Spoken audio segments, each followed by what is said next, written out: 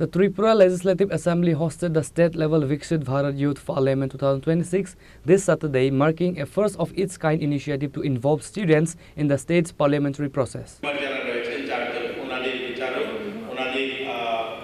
Youth Affairs and Sports Minister Tinku Roy delivered a forward-looking speech, noting that while current leaders may not be in power by 2047, the students participating today will be the ministers and MLAs of that era.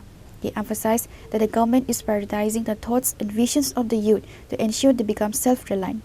ইনারা কেউ 2047 সালে এভাবে আজকে যেভাবে পার্লামেন্টে বসে বিচারক বা নেতৃত্ব দিচ্ছেন এই জায়গাটায় থাকবেন না। আমরা সকলেই ঈশ্বরের কাছে প্রার্থনা করি ওনারা থাকুক, কিন্তু আমরা চাইলেই প্রকৃতিকে আমরা ঠেলে দিতে পারবো না। আমরা কিন্তু কেউ সেদিন নেতৃত্বে থাকবো না। কিন্তু এই হলে যারা আজকে যারা এই আমাদের ইউথ পার্লামেন্টে যারা পার্টিসিপেন্ট যারা তোমরাই কিন্তু সেদিন থাকবে, বিধায়ক সাংসদ বা এই বিচারকের আসনে তোমরাই দায়িত্ব নেবে।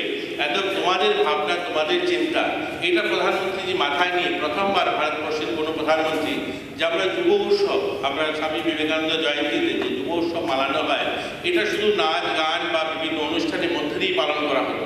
প্রথমবার দেশের কোনো প্রধানমন্ত্রী বলছেন ইয়ং লিডার ডায়ালগস প্রোগ্রাম শুরু করেছেন, তাদের কাছ থেকে মতামত দিয়েছেন।